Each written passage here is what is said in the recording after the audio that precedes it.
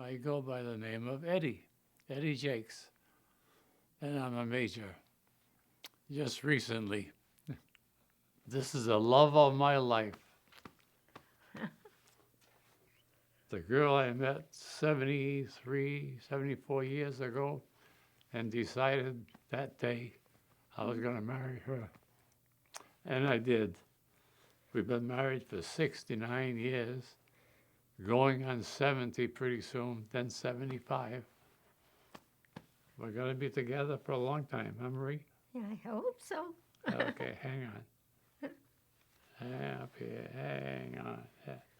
Hang on. Yeah, I went to school, French school in West Warwick, and then high school in West Warwick also. I was an altar boy until I was 17 or 18 years old, till I went into service, I guess. My mother was very much devout Catholic, and anytime they had something to be done at the church or at the convent for the nuns, my mother would say, Eddie will do it. Or she used to call me Edouard. Edouard will do it. My father left when I was probably 12, I guess about 12 years old. And my mother had the mortgage to pay for and whatever else. So I started to work very young. Oh, the hurricane was in 1938. A chimney blew off, and that was 3.5 stories high. I went up, brought bricks up, and rebuilt the chimney. And I was probably 13 years old. I used to sell for the bakery through the village, go take orders in the morning, deliver the bakery stuff in the afternoon, get paid, go back to the bakery, bring the money, and I'd get a commission for doing it, plus whatever, a lot of bakery stuff that he had left over. So it fed us. When I was 18 years old, I got a job in the Warwick Mills. And the first day I went, I sat at the outside at the gate with all the other people who were sitting there waiting for 3 o'clock. And this girl came by. I whistled. She got mad, told her mother that she was insulted. Oh, yeah. He whistled at me, and I was insulted with that. I went home and I said to my mother, imagine that guy's whistling at me. But when they assigned me to a place to work, it was right next to where she was working. So I was working with her, and that made my life. When I was 18 years old, the draft was coming out. My mother was pretty sharp, so she said, if you join the National Guards, I don't think you'll be drafted. So I want you to go to Natick, to the National Guard, and ask the captain, if you join the National Guard, will you be drafted? And he said, no, you join the National Guard, you serve 1 year, and you're free. Ha, ha, ha, ha. Took me 5.5 years to get out of it. So, but it was good. Okay. Turned out it changed my life for the better. When I got drafted, after almost a full year, the war was declared, and I was drafted. And I was a corporal. I was making $33 a month. And I kept telling Marie, gee, Marie, we should get married. I'd like to marry you. And she was smarter than I was. So she said, Eddie, how are you going to raise a family on $33 a month? So gradually, a friend of mine joined the infantry and became an officer. He was a very close friend of mine. And I said, gee, if he did it, I can do it. So I applied for the Infantry Officers Candidate School. I had flat feet, so they told me you can't join the infantry with flat feet, but you can join the Air Corps because they don't walk. So I applied for the Air Corps, and I was lucky. My IQ in the test was 135. So the board of officers said, you can qualify for the Air Force even though you don't have 2 years of college. Take the exam. I did. I told Marie, I said, Marie, if I get my commission, get my wings, will you marry me? She said yes, thinking that it would never happen, that I wasn't smart enough to go through the cadet corps training. But I did. I got commissioned on April 1st, 1944. I called Marie and said, Marie, I got my wings, I got my commission. Now you said you'd marry me. She says, well, I guess I have to. So we were married on April 17th, 17 days after I got commissioned. The best day of my life. I was going to get a furlough to come home and get married, but they canceled the furlough. Bombardiers and navigators were needed over in England. So they told me that I could not have a furlough.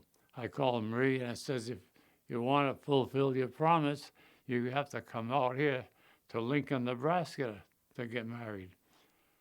Marie, who had never been out of West Warwick, my mother, her mother, who spoke French with very little English, said, we're going to go with you. So the three of them got on a train overnight to Lincoln, Nebraska, and they got there on a Monday morning. Monday night at 8 o'clock, Marie and I got married. And the chaplain says, what's your hurry that you know, is there any reason? And we said, no, there's no reason. We were waiting for 5 years. So we got married that night, and then the chaplain says, how are you getting back in town? I said, we have to take a bus. He says, I'll take you in. So he brought us in. We went to a restaurant. The two mothers were starved. They hadn't eaten all day. Marie and I couldn't wait to get to our room. I stayed with Marie till 8 o'clock the next morning. I went back to the base, and that afternoon I was transferred to Boise, Idaho. The mothers went home. Marie came to Boise, Idaho. I met her about 3 o'clock in the morning. The train came in. But then we were broke. We had 50 cents. We went out and had a hot dog. And I met a friend of mine, and I asked him if I could borrow some money until payday. He says, today is payday. They're paying us off. I hurried up, went to the base, and I got paid combat pay, flying pay, overseas pay, and my officer's pay. I got $416. I came back to Marie, and I took all the money, and I threw it up on the bed. I said, Marie, we're rich. We had never seen $400 in our life. And Marie stayed with me for 10 weeks. Then I went overseas. Most bombardiers do not use the bomb sight because the lead plane and the wing plane has the bomb sight in the squadron. The others have a toggle. So when the lead plane drops their bomb, the other so-called bombardiers and the other planes hit a toggle switch and their bombs drop. So, but I flew 12 missions that way, being a toggleier. But I knew the bomb sight inside and out because I had drew the bomb sight inside and out. And I wanted to be a lead bombardier. So I went to the headquarters and I requested being transferred to a lead crew. Why do you want to be a lead bombardier?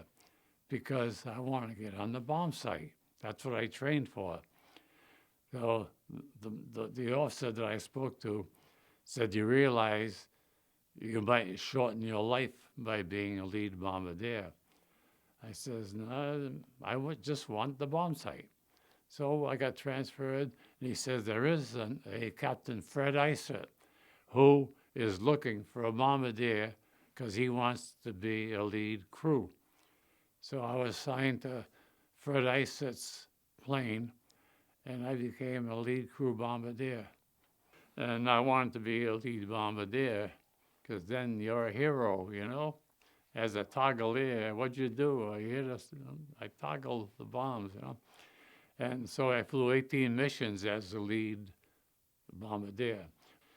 And when there was an important run, I knew that Captain Iset would be called, and I was his bombardier. He and I made a very good pair. We worked very good together, and he took me there, and I dropped the bombs, and I hit the target every time. I was never called in for missing the target. Because if you missed the target and you had 50 planes bombing on your bombs, and you had 10 people in each one of those planes, you had a lot of people risking their lives following the lead bombardier. And actually, the bombardier was the most important man of that whole crew, of the whole squadron or group, because if he missed the target, the mission was done for nothing. You know, but if he hit the target, the next day you got patted on the shoulder. I loved it, and I did a good job at it. Every mission they flew was extremely dangerous. To take off a B-24 in and of itself is dangerous. To land a B-24 in and of itself is dangerous. When we were assigned to the B-24 at the beginning, you know, when we got overseas, we were all disappointed. The B-17 was the big, glamorous plane. The B-24 was known as the flying boxcar. And it didn't look like an airplane. It really looked like a flying boxcar with wings on it. And we were not happy to be assigned to the B-24. But then the B-24 flew higher than the B-17, flew further than the B-17, and the B-24 had 2 bomb bays. And the B-17 had 1. So we carried twice the bomb load that the B-17 carried. So we did twice the damage. And we always used to kid the B-17 and says, the B-24 won the war. There's a crew of 10 on a B-24. Because they're flying for several hours, they're not allowed to bring food with them because, first of all, they can't eat. They were allowed to take a bar of chocolate. Now, they usually flew at 25,000 feet. It's 30 to 50 degrees below zero. On a bombing mission, Eddie is in the nose of the plane. If you look at a B-24, you have a nose, but then there's a bottom of the nose. It's all plexiglass. Eddie stood in that area. Not stood, you can't stand up in it. He knelt in that area over the northern bomb site. Very cramped. Now, they're wearing helmets, not steel helmets, all fleece-lined. They have heated suits over their uniform. They have to wear their uniform. In case they jump out and they're not in uniform, they could be shot as spies. So they wear uniforms. They wear boots. They carry their shoes in case they got to bail out. They wear boots that are heated. The boots connect to their leggings, which are heated. The jacket and vest are heated. Their gloves are heated, all electrically heated. Oh, very cold. Yeah, at one time we had the nose turret man. It's a circular turret with it was plexiglass all around it. In order for him to get in, the navigator or the bombardier opened the door and helped him to get into it. Then we closed the door and he was locked in. Well, a fellow named Jesse Baird and was riding the B-24 nose turret went for Tebbs, when Tebbs was the pilot. And Tebbs says, On the intercom came Jesse Beard says, nose turret to pilot. Can I get out of here? I'm freezing. The plexiglass is blown off. They hit the plexiglass, and the wind is hitting me, and I'm frozen. So the pilot didn't know that. Nobody got hit. They had got hit, but didn't know how bad. So they helped get the nose turret guy out of it, and he was frozen stiff. In that front with no plexiglass in front of him. You know? The wind was hitting him, going at 180 miles an hour up at 25,000 feet. Yeah. You knelt down at the bomb site, and you sat on your rear end, and there was two knobs you had to turn. And one directed the plane, the direction of the airplane. As soon as you hit the bomb run, the bombardier took control of the airplane.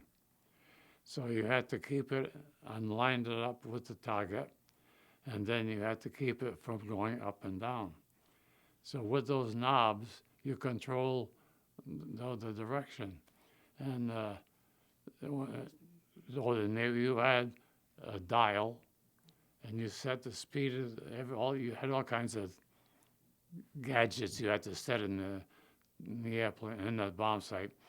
And when you had a crosshair, and when that crosshair came up and hit the spot that you had marked for the bombs dropped. So if you were going too fast, you had to back it up, or too slow. You had to keep adjusting till you got that crosshair right on the target. And as you did, the bombs dropped and the plane would pop up because it would lose all that weight. As soon as you bombs away, your plane would jump up a few hundred feet. You know? Well, if you're old enough, you remember the old the old black stoves, kitchen stoves that had these rings, and you had a fork that opened up the ring and you put the wood in. Well, the bombardiers had no flak suit, no helmet, no gloves, because of being on the bomb site, kneeling over it. You couldn't have a heavy flak suit. You couldn't have a helmet. So if you seen a man walking towards the plane and he had those black plate hung on his belt, you knew he was a bombardier because he sat on it between his heels and his rear end. You can hit me anywhere, but don't hit me there. Now, on a bomb run, which is, we're only talking 5 minutes, Eddie's over the bomb site, kneeling over. He has an oxygen mask on, and the oxygen mask sometimes is pushing against his face. He may even have to take that oxygen mask off in order to get close enough to the bomb site. Meanwhile, ice is building up because you're breathing into the oxygen mask. The oxygen's forming, with the coldness, is forming water. The water turns to ice immediately. So these men will be ice on their face, sometimes frostbite because of it. After the bomb run, they put their oxygen mask back on. Meanwhile, all the other members of the crew have oxygen masks on. Now, just the oxygen mask alone can cause such serious problems. A lot of times the oxygen did not get through to the crewman, and he doesn't know it. Before you know it, he's passed out. And if someone doesn't see it or get to him soon enough, he's going to die. And many guys have laid down because they're not getting sufficient oxygen, and they're turning blue. So another crewman has to help them. So oxygen was a serious problem to keep the oxygen flowing for these men. The first thing out of the lead plane was 2 smoke markers. And the idea of that was that the fellow behind you who was on the toggle, by the time he saw it and hit it, Then the fellow behind him saw his bombs drop and hit his toggle and toggle. It took a fraction of a second, and that caused blanket bombing. If they all went exactly at the same time, it would be one target. But by the human waiting, not just the reaction of a human to hit that toggle, caused a blanket bombing. And if you hit the target, did a good job, the next day, the picture of your hit would be up on the bulletin board. Let me tell you about the first mission. The first 2 weeks we were there, when the airplanes took off in the morning, we would go out there and watch them take off. When they came back in the afternoon, they would, on the loudspeaker, tell us the planes are coming in. All the recruits would go down and watch them come back, and we would count how many went and how many came back. One day, my name was up in my crew to fly the next day. I says, I'm not coming back. I'm going to be one of those that don't come back. You know? So I went to the post office, and I took my money that I had in my pocket, except for a couple of dollars, and I made a money order and sent it to Marie. Because in my mind, I wasn't going to let the Germans have my money that I had in my pocket. So I sent it to Marie, and I wrote her a letter telling her why, you know. I went on the mission. I came back. I didn't have any money. So I hurried up. I wrote to Marie. No telephones in those days. I wrote to Marie, send my money back. I made it. And from there on, I kept my money. And if you're flying at 30,000 feet for 8 hours, every minute you're in the sky, and especially on the bomb run, is extremely dangerous. And as Eddie would tell you, the sky would be black with flak. And you want to tell the pilot, let's get out of here, turn left, turn back, get out of here. And they fly straight into the flak.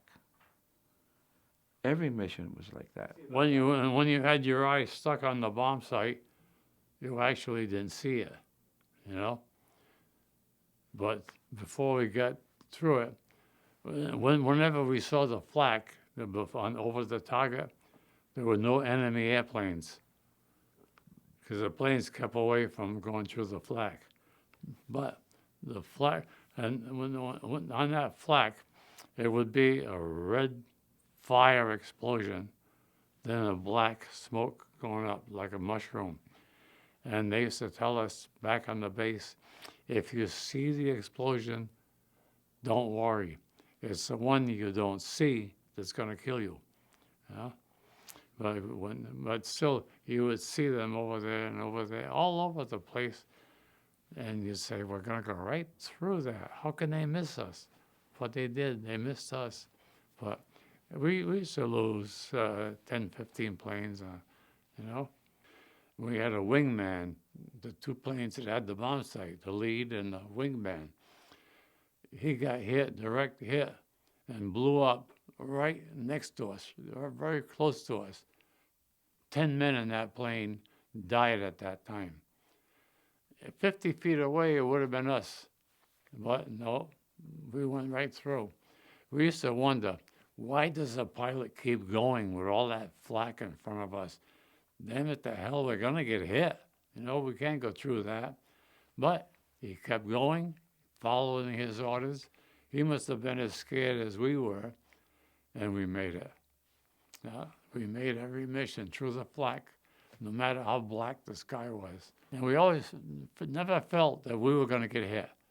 Although one day we did get a piece of flak that came up between the navigator, who was back to back with me, and myself. It missed between us about 5 inches, went right through it, blew up the bottom of the plane, the plywood that I was kneeling on, and stuck in the ceiling of the airplane. When we landed, the crew chief says, you got a piece of flak sticking out of the top of the plane. I said, I want it. So he climbed up there, took it, and I took it home, and I had it for years.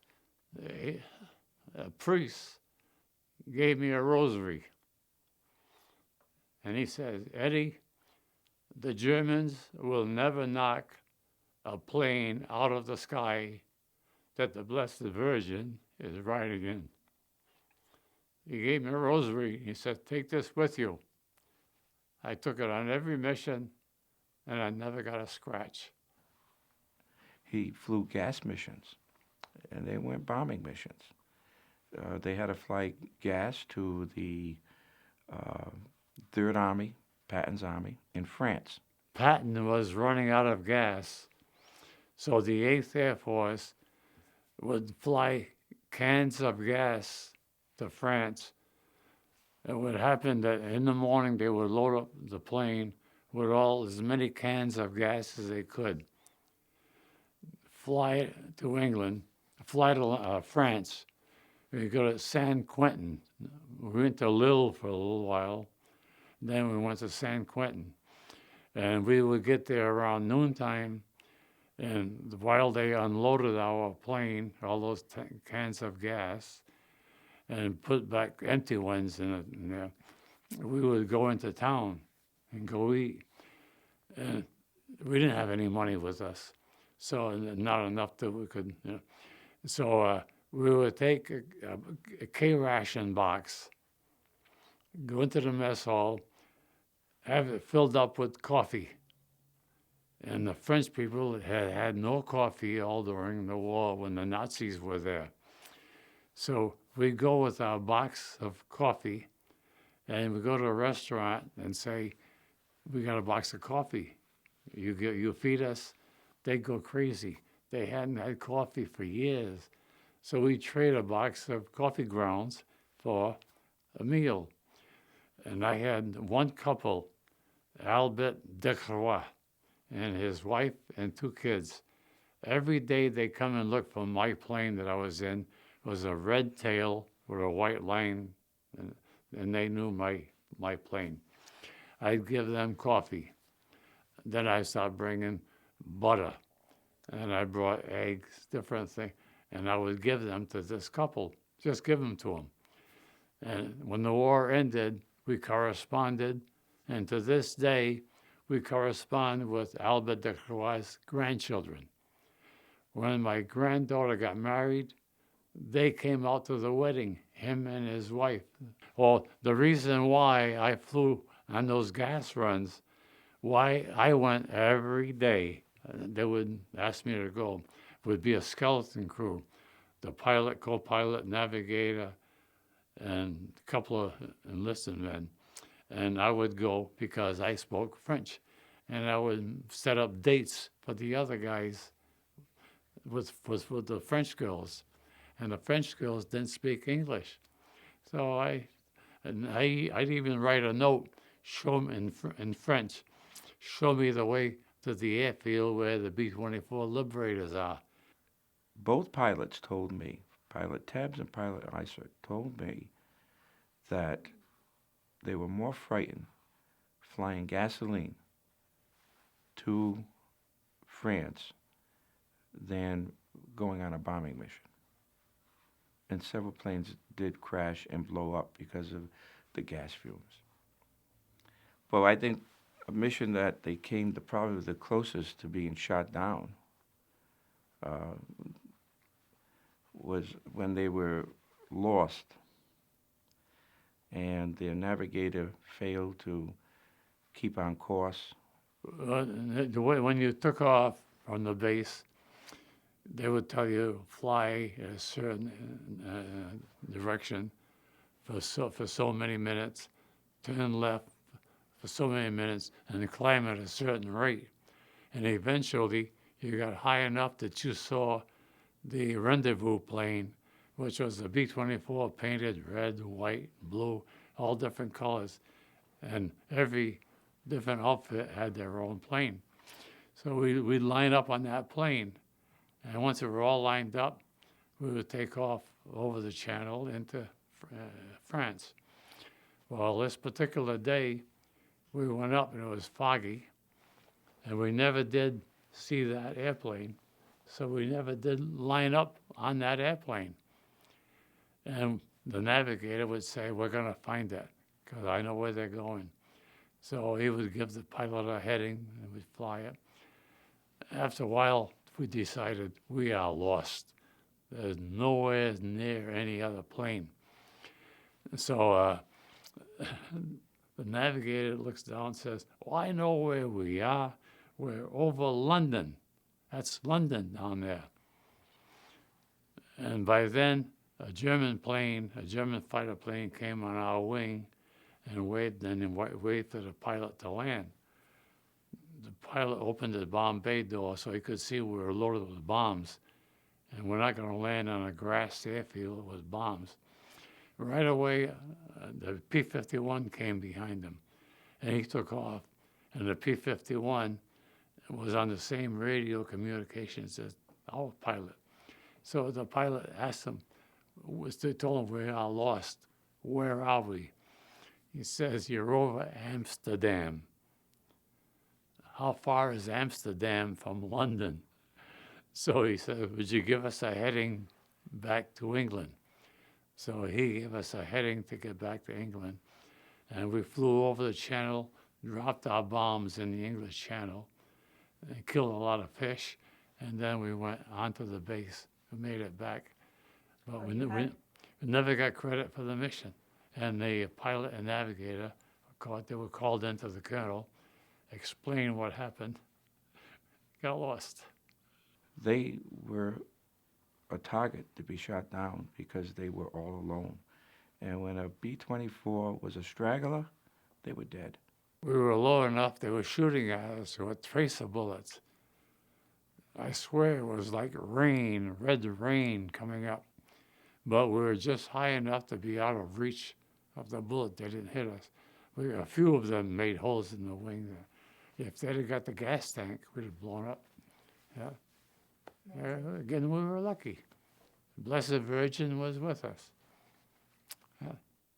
I think when we went to Berlin, we were frightened beyond words, because if you went to Berlin, chances are you weren't coming back. But we led a mission into Berlin, and we made it back. When we made it back, we had to tell everybody, we've been to Berlin, we've been to Berlin.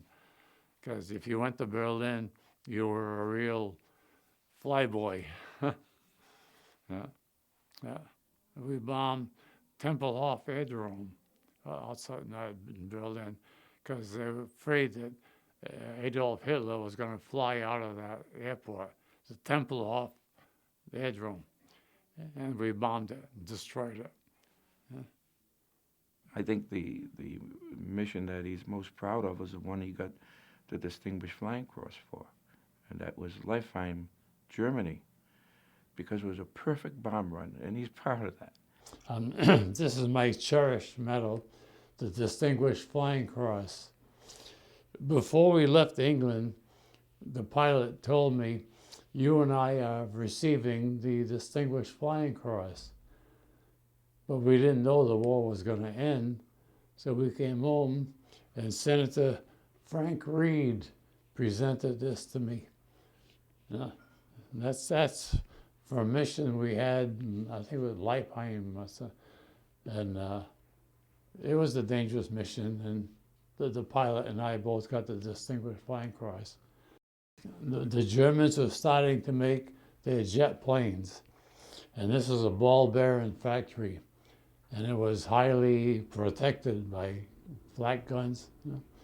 And we led the mission, and we destroyed it.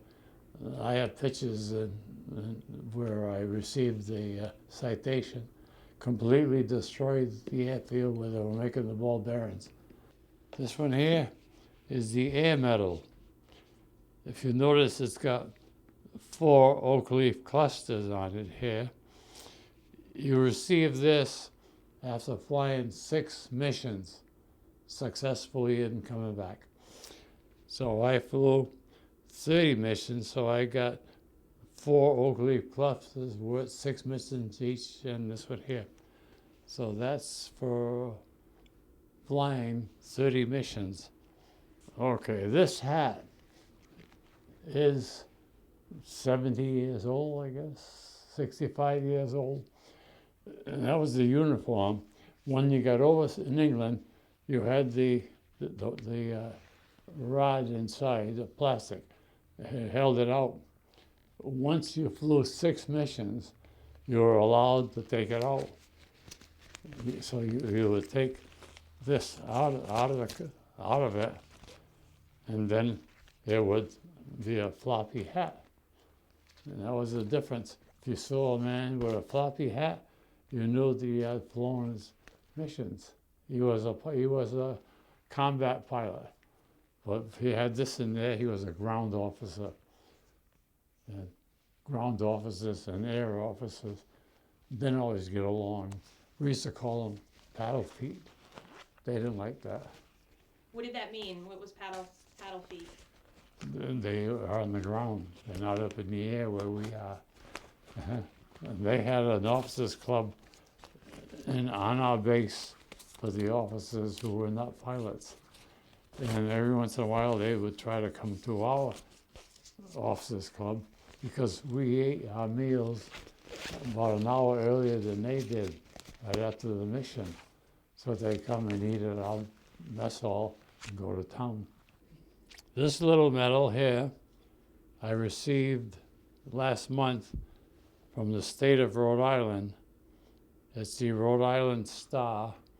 There's an eagle here, and it says the Rhode Island emblem is on the star. And it's a cherished medal afforded to you by the Adjutant General of the National Guards with the okay from the governor. So when they presented me with this medal, the governor was there, and he and the general stood next to me and presented me with this. So it's a highly cherished medal. The State of Rhode Island and Providence Plantations. This is to certify that the Governor, as Captain General of the State of Rhode Island, has awarded the Rhode Island Star Medal to Captain Edouard Jacques for meritorious service to the state and nation by distinguishing yourself during World War II as a B-24 pilot. As part of the 8th Army Air Force, you participated in 30 combat missions, including the final mission flown over Germany on 25 April 1945. Your outstanding leadership earned you the Distinguished Flying Cross for leading a most dangerous bombing mission on 19 March 1945. Your demonstrated resiliency paved the way for victory in the European theater and reflects great credit upon you, the state of Rhode Island, and the United States military. Given under my hand in Cranston, Rhode Island, this 24th day of January 2013, signed Kevin R. McBride, the Adjutant General.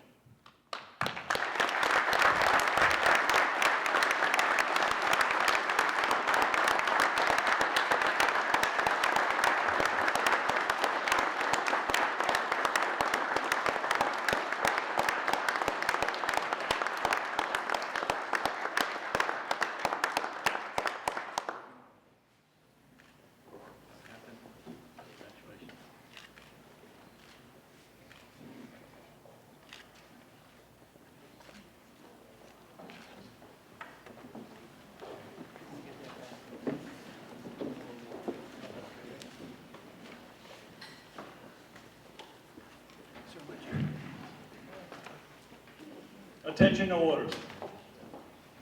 The Adjutant General of the State of Rhode Island and Commanding General Rhode Island National Guard, to all who shall see these presents greeting. Know ye that reposing special trust and confidence in the patriotism, valor, fidelity, and abilities of Edouard Jacques, I do appoint him an honorary major in the unorganized Rhode Island militia.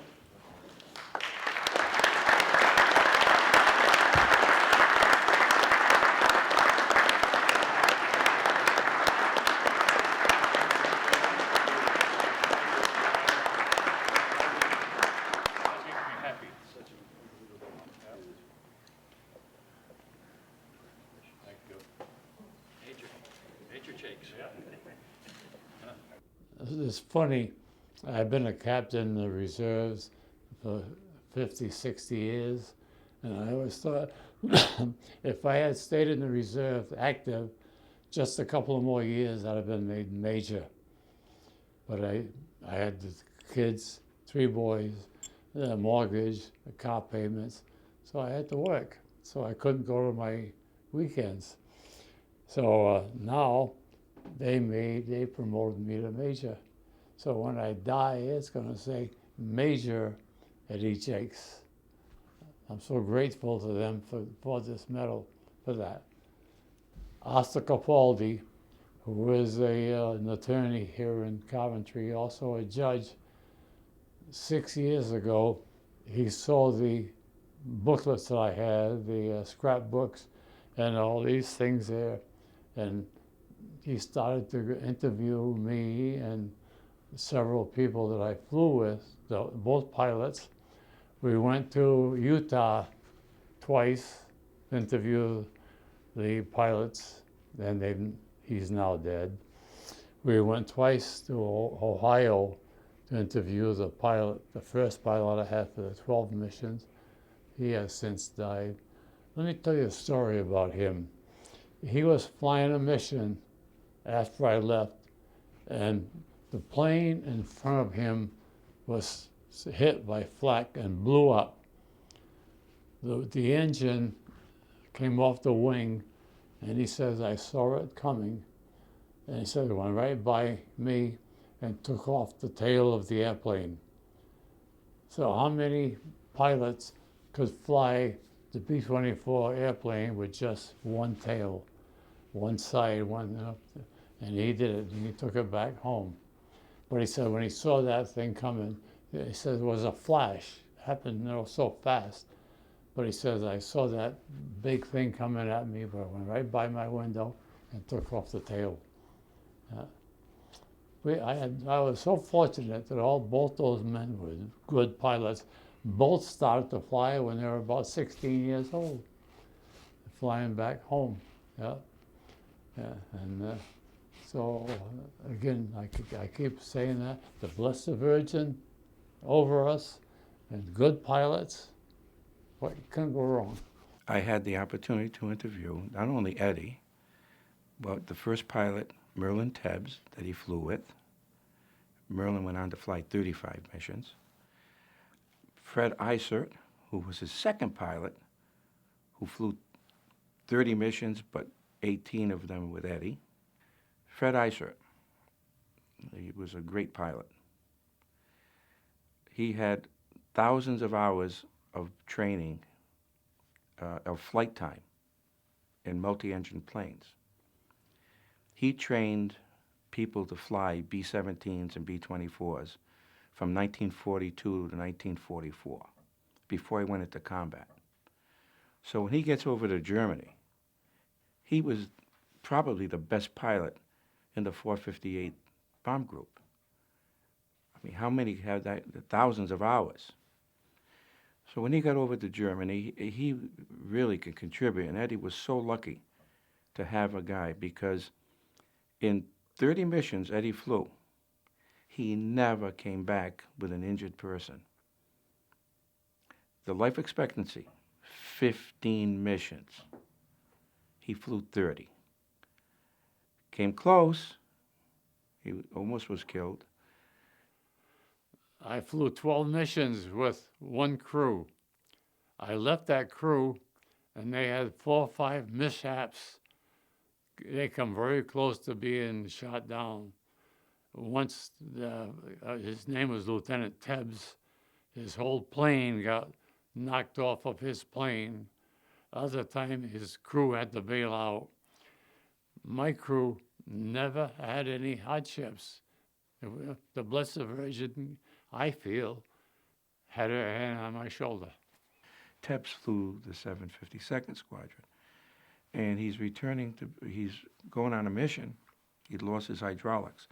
Well, the hydraulics control an awful lot of things on the plane. And then they even lost some of the generators. So he turned around to get back, but he knew he wasn't going to make it, so he had a load of bombs. And he told the crew to bail out. Well, everybody bailed out except one man. He said, I'm afraid to jump. I think it was the navigator, but I'm not sure. And Teb said, okay, we're going back. I'm going to land the plane. And he landed the plane with a load of bombs on it. He got hell for that because he was told, you should have dropped those bombs in the ocean. You should not have brought them back here. But he did. He landed the plane, and it's their orders are, you don't come back with bombs on board. There's only one, I never talked about the war. There's only one thing that really bothered me, and I didn't want to talk about it then. I met a German woman right after the war, and she says, we hated you, and I'm going to tell you why. You can't, not particularly me, but the 8th Air Force came over where she lived and bombed the railroad yard. But she said next to the railroad yard there was a schoolhouse. And the kids, every time the raid came over, they bring the kids down to the basement, use that as a bomb-proof place, you know, bomb shelter. So this particular day, the planes came over, bombed the railroad yard. Some of the bombs hit the school, set it on fire. The fire department came and to put the fire out and pour water all over in that school. Drowned 41 kids in that basement. And she said, because you people bombed the railroad yard. She blamed the Americans for the loss of those 41 kids that drowned in that basement. And I always remember that. I always remember those 41 kids yelling and drowning in that water, you know? So you learn things like that, and then you don't forget them. You try to help people. Yeah. That's I spend my life trying to help people. Yeah. I was always in a position to do it. One day, I was sleeping. This is a story. And I heard a big explosion, and I woke up and jumped out of the bed. And I jumped up in bed, you know, bang, right, it woke me up. I thought it happened in the house. I looked at the clock.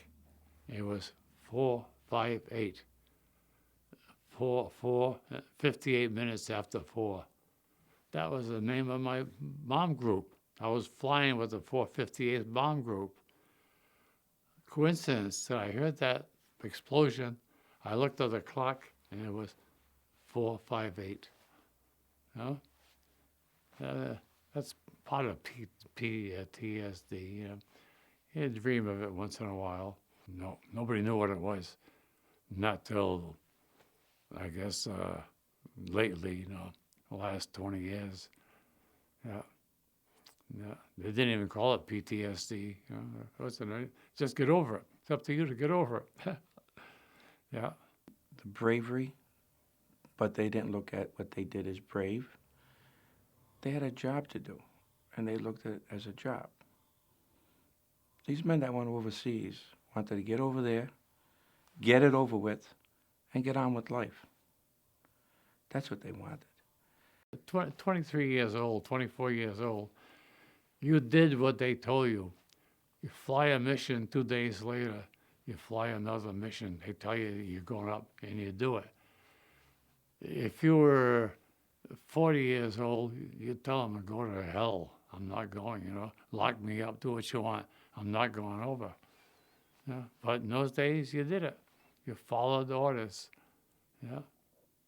You know, they didn't go in the plane and say, I'm doing this for the Constitution of the United States.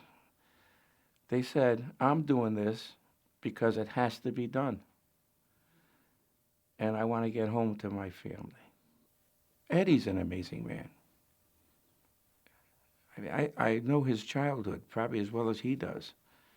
And the things he did growing up were just amazing. He became a taxidermist at 13.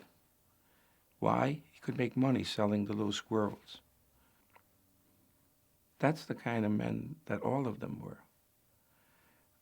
And it's something that I think about every day when I look at a newspaper and I see that little flag, meaning they were a veteran. They were amazing people. But like Eddie would tell you, those medals he gets and got were not for him. It's for him and his memory of all those men. When he got his medals that he should have gotten in World War II from Senator Jack Reed, he said, "Thanks to my wonderful crew." This guy is an icon. He is part of a breed that's not going to be here very long, and I want to hear more about what he did. And that's how I started with the thought of at least writing a book about him and his crew. I said, these guys are always in the shadows. Shadow heroes. Because that's what they are. They stayed in the shadows. Hopefully the book will bring them out into the daylight, at least these men. And if you write about one plane, one crew, one man, you're writing about all of them. Eddie wanted to get married. He waited. He said, "I'll become an officer." I mean, how do you go without being a high school grad? In World War II, you had to have 2 years of college. What was his chances of becoming an officer? He didn't get discouraged. He did it. And it wasn't easy. And he flew a plane, 70 hours of flight time. And why didn't he stay with piloting? Had he stayed with piloting, he already made it through. He made it through basic. He was going to primary, which was the second step to becoming a pilot.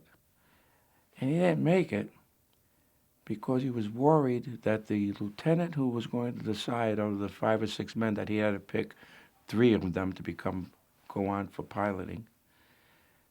If I don't make it, I don't become an officer. So if I have an opportunity to become an officer and get my wings as a bombardier, I can marry Marie. That's a beautiful story. I will show you. This represents the Blessed Virgin. And for 30 missions, she was around my neck. And like the priest said, the Germans will not knock a plane out of the sky that the Blessed Virgin is riding in. And that was so true. Yeah? When I left the first crew after 12 missions, they had several mishaps. I went to the new crew, never had any mishaps. We both had good pilots, and I had this. Yeah. And I blame her, or I say that she had her hand on my shoulder. I've had so many close calls all my life, in my car and whatever. And I always miss it. Just close call and that's it. I say she's the one that corrected my driving or whatever. I very strongly believe that she's my agent. If I need something from the good Lord, she'll ask for me. Yeah. And I've been lucky. Marie and I have both been so lucky. You know, everything's turned out good for us. You wrote to me every day? Yes, I did. And send me Mrs. Grass's Soup. He liked that. He would cook for all his friends out there because they knew he was getting a package, you know, every month, wasn't it? Every week? I forgot. I think you sent it every week. I was Every always week. getting them. Before I went overseas, I went to Ionati's florist in Coventry here, and I asked Mrs. Ionati if she would send her a bouquet of flowers every month on the 17th. and I would send her the money. I said, how much? She says, $5. A bouquet of roses in those days was $5. So every month I'd write to her and send her $5, and she would send flowers to Marie. I came back from the service. I went to thank her for doing that. And she said, do you know, 1 month you sent me a letter, but there was no $5 in it. But she says, I sent the flowers anyway. So I said, well, I'll give you the $5. She says, nope, I sent the flowers anyway. So Marie got a bouquet of flowers every month on the 17th. Yeah. Huh? Mhm. Yeah. And this medal here is I cherish the most of all. That's my Marie when I married her. That's what she looked like then. And I don't have a current picture to show you, but she's still a pretty girl. Yeah. I'm going to come back. I kept telling her, I'll be back, I'll be back. I remember when I came back, I landed in Windsor Locks, Connecticut. Then they took it by bus to Fort Devens in Massachusetts. And there I called her Marie, and her and my sister came after me. And I remember to this day the dress she was wearing. Green and white striped dress. I remember that dress, and I saw her for the first time. Yeah, that was my Marie. I love her, I think, as much or more now. I think maybe because of our age, I love her more now than I did then. I go to bed every night, we go to bed, I put my hand on her shoulder and say, I love you, Marie. I hug her every day. Yeah, I love that girl. A nice I've picture. got many pictures of Marie in the scrapbooks I was looking at, and in every one of them, she's smiling. You know, among other people, they're serious. Marie is smiling. Well, I'm a lucky girl, so that's why I smile.